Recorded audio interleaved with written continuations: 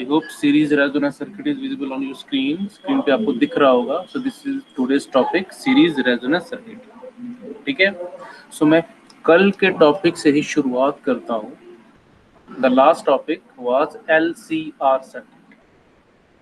उस टॉपिक में एक नई टर्म सीखी थी, which is the impedance. अगर एक सर्किट होता है, उसमें इंडक्टर लगा दिया जाए, उसमें कैपेसिटर लगा दिया जाए और उसमें रेजिस्टर भी लगा दिया जाए, तो उस सर्किट की कुछ इम्पीडेंस क्रिएट होती है, हमें वहां पे एक ओपोजिशन मिलती है. इम्पीडेंस जो वर्ड है वो इम्पीडेंस वर्ड बना ही है इम्पीड होता है किसी तरह की रुकावट. तो this is the LCR circuit, और LCR सर्किट में जो ओपोजिशन आती है, that opposition is known as the impedance. ठीक है, उसे इम्पीडेंस कहते हैं. और इम्पीडेंस जो होती है, it is denoted by Z. कल की डेरिवेशन में इम्पीडेंस का जो सिंबल होता है इम्पीडेंस का, it is Z, and Z is equals to under root R square plus omega L minus 1 upon omega C का whole square. This is the formula of impedance. ये हमारा formula है. चलिए, इतना हमें लग चुका है पता. अब इससे आगे क्या होगा उसकी बात करते हैं. रेजिस्टेंस, जो opposition offered by the resistor, omega L, it is the inductive reactance, and omega C is the 1 upon omega C capacitive reactance होती है. इतना भी हमें मालूम लग चुका है. Now what is series resonance circuit? ये series resonance circuit क्या है? तो series resonance circuit आजकल हर एक डिवाइस में यूज हो रहा होता है. अगर मैं एक बड़े रेडियो की बात करूं, रेडियो में भी सीरीज रेजोनेंस सर्किट यूज होता है. हमारे घर में जो डिश टीवी होते हैं, डिश टीवी में भी सीरीज रेजोनेंस सर्किट होता है. और सीरीज रेजोनेंस सर्किट में बेसिकली उसमें इंडक्टर, कैपेसिटर और रेजिस्टर ही लगे होते हैं. यही चीजें होती हैं हर एक डिवाइस में, ये चीज पाई जाती है. Now what is series resonance circuit? एक ऐसा सर्किट जिसमें जिसमें हमारी जो तीनों कंपोनेंट सीरीज में हो गए इस सर्किट, और उस सर्किट में अगर मैक्सिमम करंट फ्लो कर रहा है, उस सर्किट को कहते हैं सीरीज रेजोनेंस सर्किट. इस circuit in which all three components are joined in series and circuit admits the maximum current. Circuit क्या करता है? एडमिट करता है मैक्सिमम करंट को ताकि वो फ्लो कर सके पूरे सर्किट में. उसे कहते हैं सीरीज रेजोनेंस सर्किट.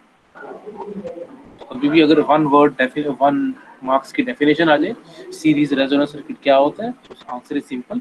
एक वो LCR सर्किट जिसमें मैक्सिमम करंट फ्लो करता है.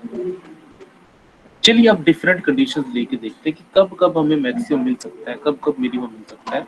सो देखते हैं. तो सारा का सारा रोल होता है यहाँ पे. इस फॉर्मूले का बड़ा इंपॉर्टेंट रोल है हर एक कॉन्सेप्ट को समझाने में. देखिए, अगर मैं फ्रीक्वेंसी काफी लो रखता हूँ, एट लो फ्रीक्वेंसी मैंने काफी लो रखी, तो इंडक्टिव रिएक्टेंस जो होती है which is XL, which is also equals to omega L. इस पे क्या फर्क पड़ेगा? ओमेगा L पे क्या फर्क पड़ेगा? एज वी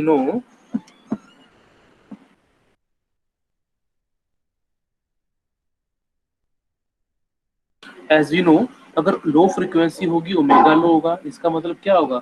सो XL जो होगा वो भी लो होगा. या मैं ये कह दूं कि अगर बड़ी ज्यादा स्मॉल फ्रीक्वेंसी है, XL को हम नेग्लेक्ट कर सकते हैं, यहाँ बोल दें कि नेग्लिजिबल हो सकता है काफी लो फ्रीक्वेंसी पर.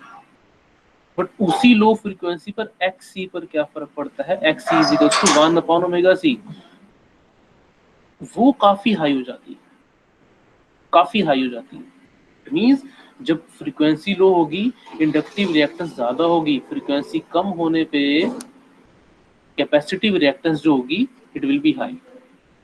और अगर मैं उल्टा लेके क्या चलेंगे कि अगर मैं हाई फ्रीक्वेंसी ले लूं, if the frequency is high, at high frequency, तो आप देख सकते हैं XL which is omega L, उस पर क्या फर्क पड़ता है, एक्स एल जो होगा which is the inductive reactance, जो तरह की रेजिस्टेंस होती है वो काफी हाई हो जाती है, काफी हाई हो जाती है।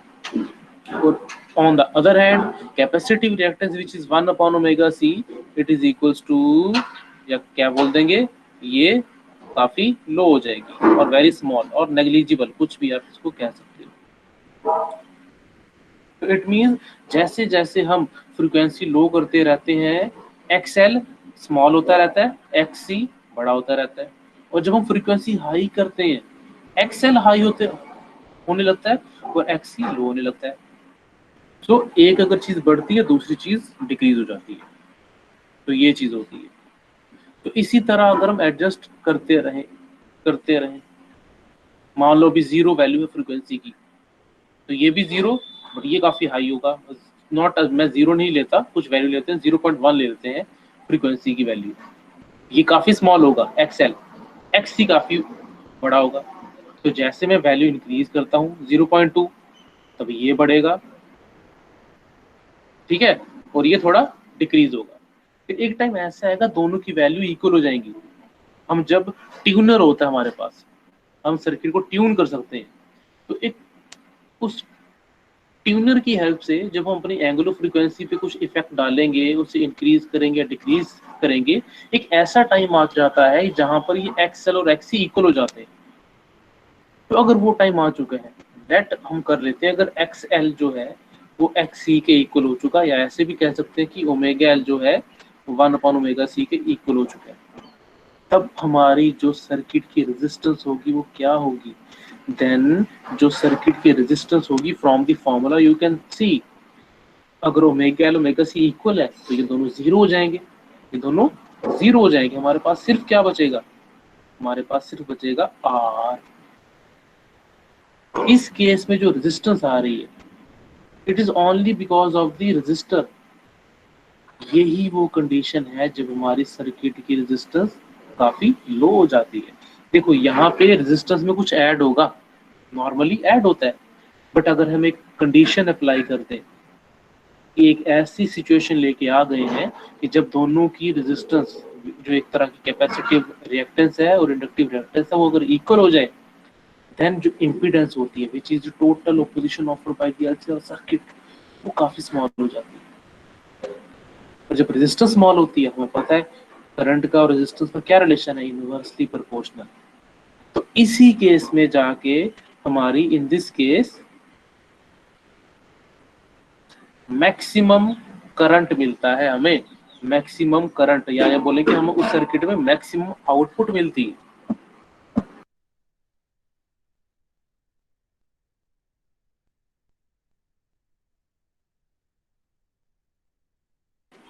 Okay, so this type of circuit gives the maximum output, maximum current मिलता है हमें, ठीक है।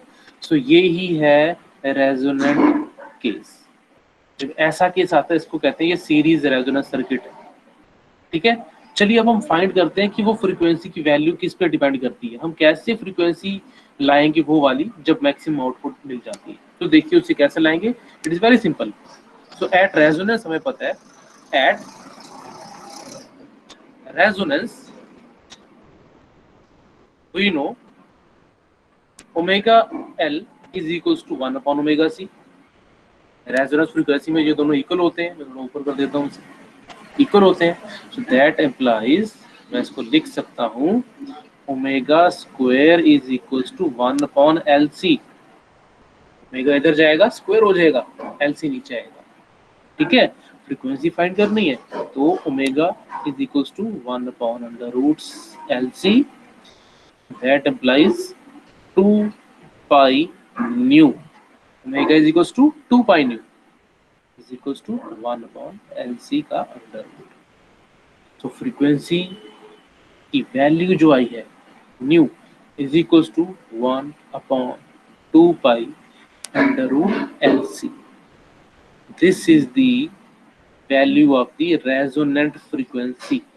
सो अगर हमारे किसी सर्किट में हमें ये पता हो कि उसका कोफिशिएंट ऑफ सेल्फ इंडक्शन क्या है उस इंडक्टर का, और अगर हमें ये पता हो कि उस कैपेसिटर की कैपेसिटेंस कितनी है, तो हम वो कंडीशन फाइंड कर सकते हैं, हम फ्रीक्वेंसी फाइंड कर सकते हैं वो वाली जिस फ्रीक्वेंसी पे मैक्सिमम करंट हमें मिलेगा।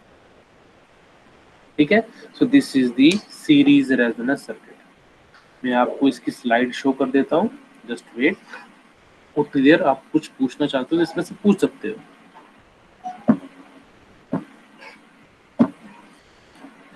ये 2 मिनट ओपन हो रही है, थोड़ा टाइम लग रहा है, ठीक है। तो this chapter will take only 2 lectures more, ठीक है। सिर्फ 2 लेक्चर्स और लगेंगे, देन ये कंप्लीट हो जाएगा चैप्टर। और नेक्स्ट चैप्टर को भी 2 दिन ही लगने हैं, because very small chapter, 3 marks का आता है उसमें से, बड़ा छोटा चैप्टर है।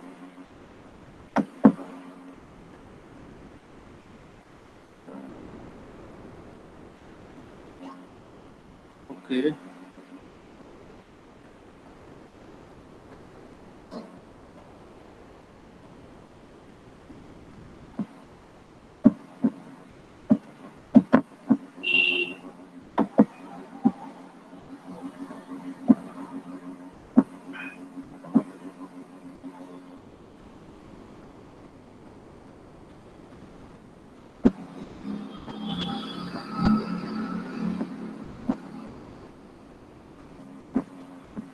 okay, so I'm going to present it now. Window, so बता देना अगर दिख रहा होगा आपको। so this is the series resonant circuit, ठीक है। क्वालिटी फैक्टर मैं आपको नेक्स्ट टाइम बताऊंगा, अभी सिर्फ आपने ये एट रेजोनेंट फ्रीक्वेंसी यहाँ तक ही मैंने आपको बताया। तो यहाँ पे आप देख सकते हो कि कंडीशन जो होती है वो क्या होती है फ्रीक्वेंसी फाइंड करने की। तो रेजोनेंट फ्रीक्वेंसी एक वो फ्रीक्वेंसी है जिसपे हमें मैक्सिमम करंट मिलता है एलसीआर सर्किट में। और वो रेजोनेंट फ्रीक्वेंसी अभी हमने डेरिवेशन की 1/2 पाई अंडर रूट एलसी के इक्वल है, ये हमें दिख चुका है यहाँ पे, ठीक है।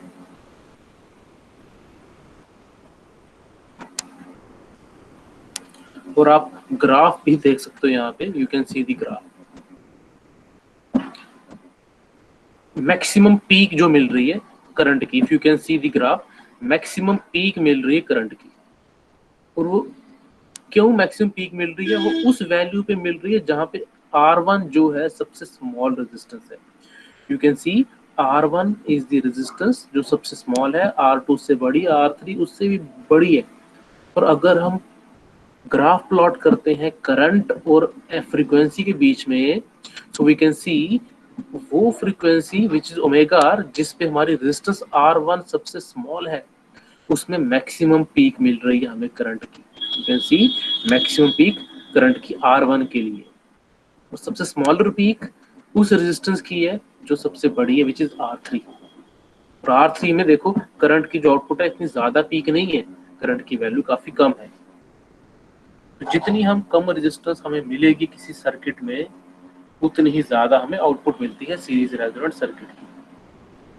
अब मैं नेक्स्ट क्लास में आपको बताऊंगा क्वालिटी फैक्टर के बारे में, और कैसे हम डेली लाइफ में इसका यूज कहीं ना कहीं कर रहे होते हैं अपने सर्किट में, टीवी की ट्यूनिंग के लिए, रेडियो की ट्यूनिंग के लिए। तो कैसे एक्सटर्नल फ्रीक्वेंसी और इस सर्किट की, अगर रेडियो की बात ले ले, दोनों की फ्रीक्वेंसी जब मैच हो जाती है तब रेजोनेंस आ जाती है। तो उस रेजोनेंस में हमें मैक्सिमम आउटपुट मिलती है, तब जाके हमें सिग्नल की आवाज क्लियर आती है।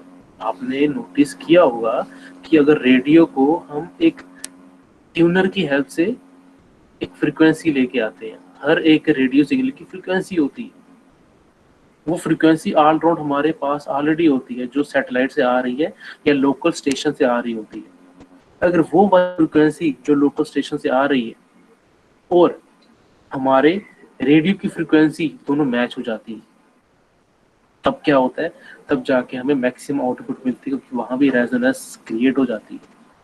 आपने ये भी नोटिस किया होगा जब सेल फोन्स आते हैं, ये एक्चुअली जो टॉपिक मैं आपको बता रहा हूँ, ये कम्युनिकेशन में भी इसका डिस्कशन होगा, बट फिर भी थोड़ा सा ओवरव्यू दे दूं आपको। हमें जब कोई भी फोन आता है, सिग्नल हमारे पास ही क्यों रीच करता है, हमारे आसपास भी लोग बैठे हैं, उनके पास भी वो सिग्नल जा रहा होगा, बट उनका फोन रिस्पॉन्ड नहीं करता। आपका फोन रिस्पॉन्ड नहीं करता। तो होता क्या है, हमारे सेल फोन में सिम होती है, हमारे सेल फोन में काफी कंपोनेंट्स होते हैं, तो हर एक सिम की भी एक फ्रीक्वेंसी होती है, उसकी भी अलग एक बैंड विड्थ होती है। तो यहाँ भी वही केस आता है, अगर जो फ्रीक्वेंसी वाला सिग्नल हमारे पास पहुंच रहा है, मेरे पास भी आ रहा है, आपके पास भी आ रहा है, हम सब इकट्ठे बैठे हैं, बट अगर उस सिग्नल की फ्रीक्वेंसी और हमारे फोन की फ्रीक्वेंसी मैच होती है, तब आउटपुट मिलती है हमें, तब हमारे सेल फोन में रिंग बजेगी, क्योंकि दोनों की फ्रीक्वेंसी मैच हो रही है। तो रेजोनेंस में यही होता है, आपने रेजोनेंस का कॉन्सेप्ट 11th में भी समझा होगा कि रेजोनेंस एक ऐसा इफेक्ट होता था जब दोनों चीजों की फ्रीक्वेंसी, एक्सटर्नल फ्रीक्वेंसी और उस चीज की फ्रीक्वेंसी जो हम ले रहे हैं अगर मैच हो जाती है, हमें मैक्सिमम आउटपुट मिलती है। कुछ वैसा ही कॉन्सेप्ट यहाँ पर भी है, और जब मैक्सिमम आउटपुट मिलती है तो मैक्सिमम करंट फ्लो होता है हमारे सर्किट में। ठीक है, सो बाकी इसके बारे में काफी अच्छी बातें होंगी, बट वो जब चैप्टर शुरू होगा कम्युनिकेशन की, कैसे सेल फोन हमें रिंग करता है, कैसे हम वीडियोस की बैंडविड्थ क्या होती है, मीन्स कैसे पूरा कम्युनिकेशन सेटअप होता है, क्या क्या कंपोनेंट्स होते हैं, कौन सिग्नल रिसीव करता है, कौन सेंड करता है, वो पूरे लास्ट चैप्टर में हम पढ़ेंगे। ओके, तो आज का लास्ट टॉपिक जो है उसकी डिस्कशन हम करते हैं। द टॉपिक इज, मैं पेज चेंज कर लूं। Excuse me sir, yes. Sir एक क्वेश्चन था कि जैसे आपने भी बताया कि रेडियो की ट्यूनिंग में यूज होता है, तो जब हम के स्टेशन चेंज करते हैं तो इसका मतलब क्या है कि हम उस सॉरी सॉरी सॉरी सॉरी, आपकी आवाज थोड़ी कट गई थी, फिर से आप बोलो, थोड़ा रिपीट करना। सर मैं कह रही हूँ कि जब हम रेडियो में स्टेशन चेंज करते हैं तो इसका मतलब क्या है, हम फ्रीक्वेंसी, रेजोनेंट फ्रीक्वेंसी भी चेंज कर रहे हैं हम हमारी। रेजोनेंस लेके आ रहे हैं, रेजोनेंस तब आती है जब फ्रीक्वेंसी मैच हो जाए। हमारे पास फ्रीक्वेंसी आ रही है, हमारे कहते हैं ना, हमारी बॉडी में रेडिएशंस आती रहती हैं, सेल फोन्स की, टॉवर्स की, हमारे पास आ रही होती है, बट जिस डिवाइस की फ्रीक्वेंसी, एक्सटर्नल फ्रीक्वेंसी जो आ रही है सिग्नल की, उससे मैच होती है, तब दोनों के हमें उनकी फिर आउटपुट मिलती है, तब मैक्सिमम करंट फ्लो होता है, तब हमें फिर रेडियो में आवाज आती है। ओके, क्योंकि वो मैचिंग हो जाती है। तो हम क्या कर रहे होते हैं, हम अपने सर्किट में एल और सी के साथ, सॉरी सॉरी, हाँ मेरी आवाज आ रही है? Yes sir. हाँ, तो मैं कह रहा था हम अपने सर्किट में एल, सी और ओमेगा के साथ वेरिएशंस लेके आते हैं। Sir I am not able to see your screen, but अभी मैं स्क्रीन आपको दिखा नहीं रहा राइट नाउ, थोड़ी देर के बाद दिखाऊंगा। मैं कह रहा था कि हम अपने रेडियो वाले सर्किट में एल, सी और ओमेगा के साथ वेरिएशंस लेके आ रहे होते हैं, और एक ऐसी कंडीशन लेके आ जाते हैं कि फ्रीक्वेंसी मैच हो जाती है। बाहर वाली फ्रीक्वेंसी हमें अभी लग चुका है पता कि हम अपने सर्किट में फ्रीक्वेंसी चेंज कर सकते हैं। तो जब चेंज करते करते एक ऐसा टाइम आ जाता है कि दोनों की फ्रीक्वेंसी मैच हो जाती है, जो बाहर से स्टेशन से आ रही है और हमारे रेडियो की, तब हमें आवाज आती है। रेडियो स्टेशन वाले भेज रहे होते हैं 92.7, तो हम भी अपने ट्यूनर से सेट करते हैं कि 92.7 आ जाए। जब वो आते वाली 92.7 जो स्टेशन से आ रही है और हमारी रेडियो की फ्रीक्वेंसी 92.7 दोनों मैच हो गई, रेजोनेंस आ गया, आउटपुट आ जाती है, हमें आवाज आती है क्लियर। समटाइम्स 92.6 पे आप रख देते हो तो आप देखते हो कि आवाज तब भी थोड़ी थोड़ी आती है, बट साफ नहीं आती, क्योंकि रेजोनेंस नहीं आई, वो आपको मैक्सिमम आउटपुट नहीं मिल रही। सो ये चीजें होती हैं। ये हमारा चैप्टर जब आएगा कम्युनिकेशन, कैसे हम कम्युनिकेट करते हैं, चाहे रेडियो के थ्रू, चाहे फोन के थ्रू, चाहे टेलीविजन के थ्रू, वो सारा उस चैप्टर में आएगा। छोटे छोटे कंपोनेंट्स होते हैं, कैसे सिग्नल हम तो बोल रहे हैं, अब मैं देखो आपको बोल के बता रहा हूँ, मेरा एक ऑडियो सिग्नल है, बट वो ऑडियो सिग्नल कैसे इलेक्ट्रिकल सिग्नल बन गया, वो कैसे वायर में जाके कैसे हवा में गया, वो पूरा कॉन्सेप्ट कम्युनिकेशन चैप्टर में आता है। काफी इंटरेस्टिंग है, बट वो उसमें आएगा। तो उसी का पार्ट यहाँ पे एक छोटा सा आता है, सीरीज रेजोनेंस सर्किट। ओके, तो आज का हम अब टॉपिक शुरू करने जा रहे हैं LC oscillations. Kashish, I hope अब स्क्रीन आपको शायद दिखेगी, विजिबल।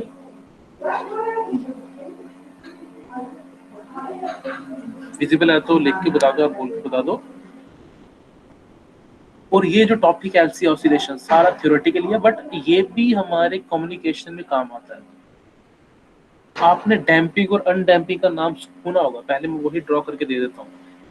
अगर ऑसिलेशंस की बात की जाए, ऑसिलेशन एक ये है ऐसे, और दूसरी ऑसिलेशन में अगर डायग्राम बनाऊं, आई होप डायग्राम दिख रही होगी, एक ये है ऐसे।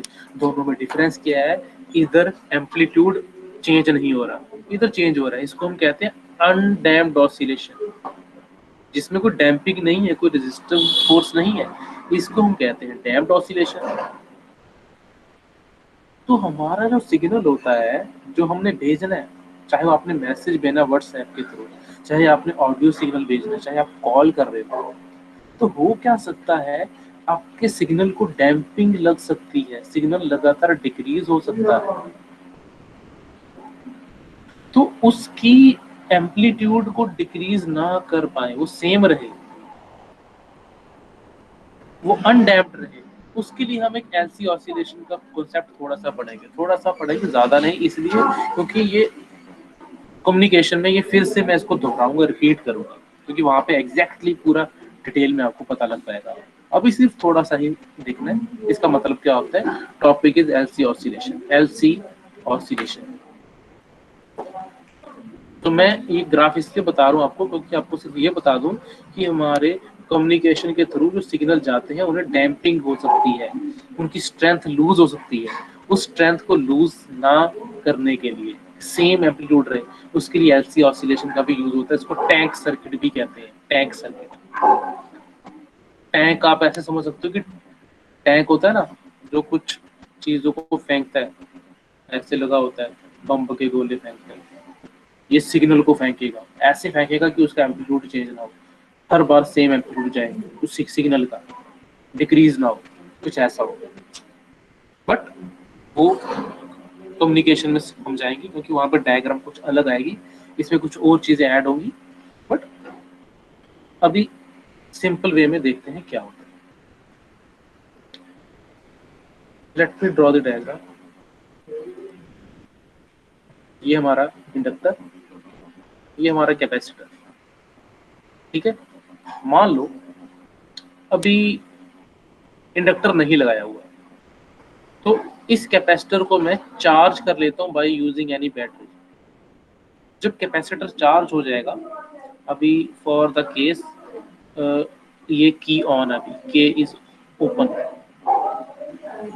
मतलब कि इंडक्टर तक कोई करंट नहीं जाएगा, फॉर एग्जांपल मान लेते हैं। तो जैसे ही हम बैटरी को लगाते हैं कैपेसिटर के साथ, इस कैपेसिटर का एक एंड पॉजिटिव होने लगता है, दूसरा नेगेटिव होने लगता है, चार्ज अप हो जाता है।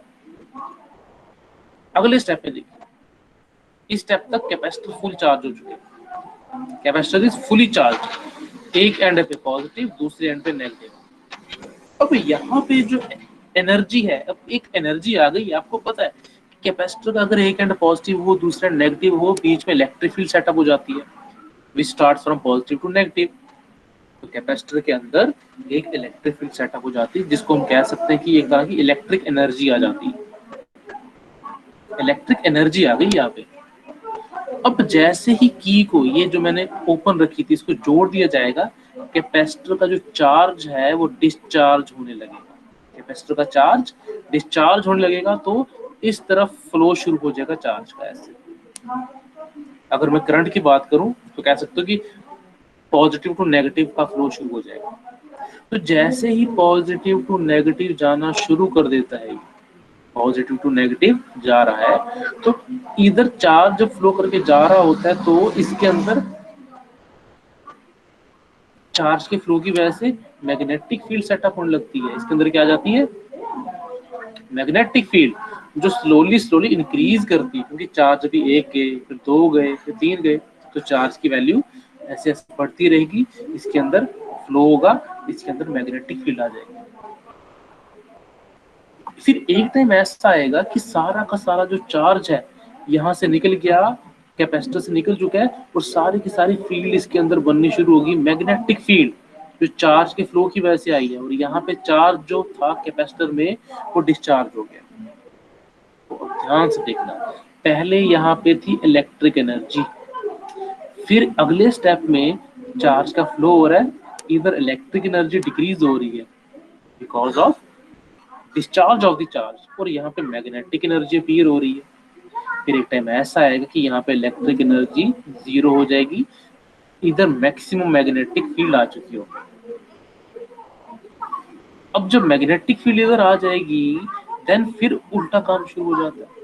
वो जब मैग्नेटिक फील्ड इसमें आ रही होगी तो क्या होता है, इसके अंदर सेल्फ इंडक्शन होगी, मैग्नेटिक फील्ड बढ़ती है, सेल्फ इंडक्शन होना शुरू हो जाती है। और सेल्फ इंडक्शन जब होना शुरू हो जाती है फिर एक टाइम मैक्सिमम आएगा, फिर मिनिमम भी तो आएगा मैग्नेटिक फील्ड का। जब मैग्नेटिक फील्ड का मिनिमम आएगा तब इसके अंदर सेल्फ इंडक्शन की वजह से जो इसके अंदर करंट फ्लो होगा सेल्फ इंड्यूस्ड, वो चार्ज को वापस कैपेसिटर की ओर भेजना शुरू कर देगा। तो अगर पहले इधर से आ रही थी, अब क्योंकि ऑपोजिट तरफ फ्लो होगा तो चार्ज जो था कैपेसिटर पे जमा होना शुरू हो जाएगा। तो पहले अगर ये प्लेट पॉजिटिव थी फिर ये वाली पॉजिटिव हो जाएगी, क्योंकि ऑपोजिट इंडक्शन होती है। यहाँ पे जो इंडक्शन होती है वो कॉज को अपोज करती है। ऐसे स्लोली स्लोली फिर यहाँ पे चार्ज जमा होना शुरू हो जाता है, यहाँ पे पॉजिटिव हो जाएगा, यहाँ पे नेगेटिव। तो यहाँ पे मैक्सिमम फील्ड, फिर फील्ड डिक्रीज होती है, यहाँ पे चार्ज इंक्रीज होता है, तो यहाँ पे मैग्नेटिक फील्ड, यहाँ पे इलेक्ट्रिक फील्ड, फिर टाइम आएगा कि मैक्सिमम इलेक्ट्रिक फील्ड, यहाँ पे मैग्नेटिक फील्ड डिक्रीज हो जाएगी।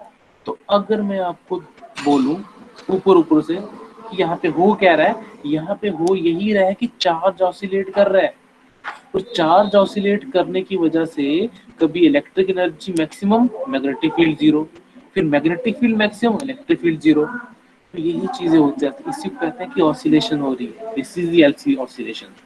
फिर जब चार्ज पूरा आ जाता है यहाँ पे फील्ड जीरो, फिर चार्ज का डिस्चार्ज, फिर वही चीज रिपीट होती है, फिर वही चीज चार्ज, सॉरी ये दिख नहीं रहा होगा आपको, फिर चार्ज यहाँ से जाएगा, करंट जाएगा, फिर मैग्नेटिक फील्ड बन जाती है ऐसे, फिर ऐसे रिपीटिशन होती रहती है। ऑसिलेशन यही तो है, कभी इधर जाना कभी इधर जाना, चार्ज ऑसिलेट हो रहा है, और चार्ज ऑसिलेट होने के साथ साथ क्या होता है, इलेक्ट्रिक एनर्जी मैग्नेटिक फील्ड में बन जाती है, या बोलो मैग्नेटिक एनर्जी, फिर मैग्नेटिक एनर्जी से इलेक्ट्रिक एनर्जी, इलेक्ट्रिक एनर्जी से फिर मैग्नेटिक एनर्जी, इसी को ऑसिलेशन कहते हैं।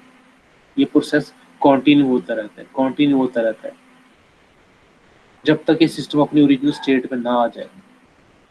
और आपको एक बात मैं बता दूं, अगर रियल में देखें, सिंपली ऐसे ही देखें, तो यहाँ पे हमें डैम्प्ड ऑसिलेशन मिलती है, क्योंकि समय के साथ कुछ एनर्जी लॉस भी तो होती है, एनर्जी का लॉस होता है, क्योंकि हम अगर एनर्जी का लॉस ना लें, वो तब नहीं होता जब हमारा जो इंडक्टर है ये प्योर इंडक्टर हो, जिसकी अपनी रेजिस्टेंस जीरो होती है, आर जीरो होता है, बट ऐसा तो होता नहीं है।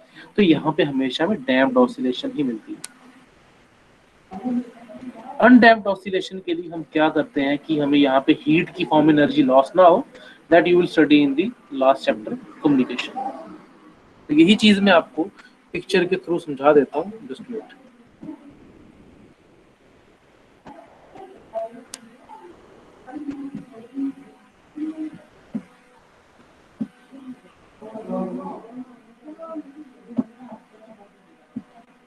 सी ध्यान से देखिए पिक्चर नंबर 1, यहाँ पे इफ आपको दिख रहा होगा पिक्चर नंबर 1 जो दिख रही है, यहाँ पे कैपेसिटर फुली चार्ज है, तो यहाँ पे UE which is the you can say electric energy maximum है टाइम जीरो पे, मैग्नेटिक फील्ड जीरो है क्योंकि चार्ज भी फ्लो नहीं हुआ। अगले स्टेज में देखो चार्ज फ्लो होना शुरू हो गया,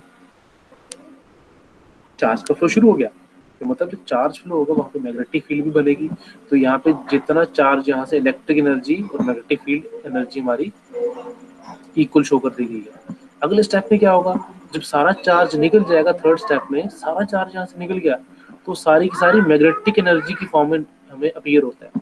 तो यहाँ पे इलेक्ट्रिक एनर्जी जीरो है, मैग्नेटिक मैक्सिमम है, फिर अगले स्टेप में वही उल्टा काम हो जाता है। तो it is easy theoretical topic है, बस आपको यही बताना है कि चार्ज यहाँ पे अपनी फ्लो की डायरेक्शन चेंज करता रहता है। पहले कैपेसिटर चार्ज होगा, मैक्सिमम इलेक्ट्रिक एनर्जी, तो चार्ज फ्लो होगा, तो वो चार्ज फ्लो होने के साथ मैग्नेटिक फील्ड प्रोड्यूस करता है, तो वहाँ पे मैग्नेटिक एनर्जी अपीयर होती है। देन अब उस इंडक्टर में मैग्नेटिक एनर्जी जा रही है, तो वो सेल्फ इंडक्शन करेगा। उस सेल्फ इंडक्शन के दौरान कैपेसिटर फिर से चार्ज हो जाता है, फिर उसके बाद फिर डिस्चार्ज होगा, फिर चार्ज, फिर डिस्चार्ज, दिस प्रोसेस कॉन्टिन्यूस। ठीक है, ऐसा ही चलता रहता है। तो this was the LC oscillation. कुछ डाउट किसी को कुछ पूछना है एलसी ऑसिलेशन में?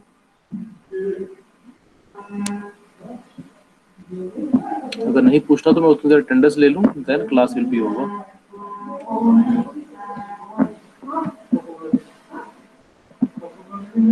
Excuse me sir. Yes yes. Sir हमें यूनिट 3 में कितने चैप्टर्स आएंगे? Who is this?